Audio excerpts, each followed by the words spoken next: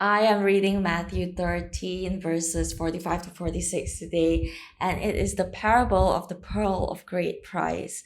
And the parable goes like this. Again, the kingdom of heaven is like a merchant looking for fine pearls.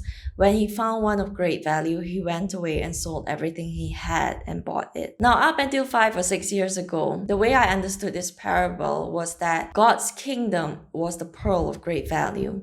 And we were the merchants who had found this pearl and traded everything in order to gain this pearl. And essentially what it means is that we were the merchants who had found God's kingdom, and we would trade everything in order to gain his kingdom. And it wasn't until 5 or 6 years ago when I heard a second way of looking at this parable, and that is, we are the pearl of great value that Jesus traded everything in order to gain. And that blew my mind the first time I heard it. And I've been allowing these two verses to sit with me again today to really kind of take in this relationship that we're called into with God. That it isn't just about us being able to pursue him, but it's about him pursuing us first. Jesus was the merchant who traded everything in order to gain us, the ones he saw as the pearl of great value. He traded his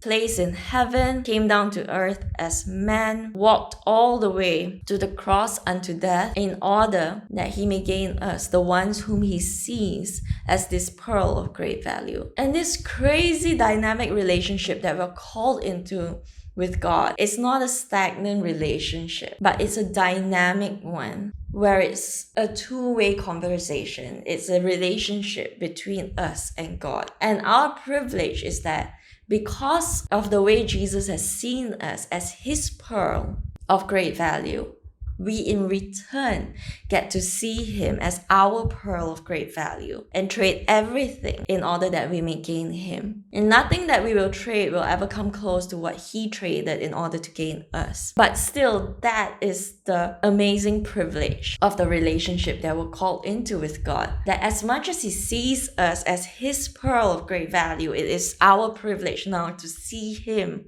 as our pearl of great value in return, and give it all up in order that we may gain him. And it just reminded me of a book that I am reading very slowly currently, but I'm making my way through it, and it's this book by A.W. Tozer. It's called The Pursuit of God. And in chapter 1, Tozer says this: "We pursue God because and only because he has first put an urge within us that spurs us to that pursuit. No man can come to me, said our Lord, except the Father which hath sent me draw him." And here he quotes from John chapter 6, verse 44. And then he continues to say, "And it is by this prevenient drawing that God takes from us every vestige of credit for the act of coming. The impulse to pursue God originates with God, but the outworking of that impulse is our following hard after him. All the time we are pursuing him, we are already in his hand."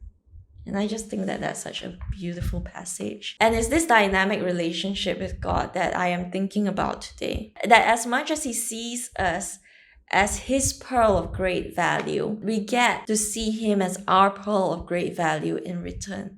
And the only reason why we could ever see him as our pearl of great value is because he first saw us as his pearl of great value. The way Tozer says it, we cannot pursue God unless he first pursues us. All our pursuit of God first originates from him. The only way we can see Jesus as our pearl of great value is because he first saw us as his pearl of great value.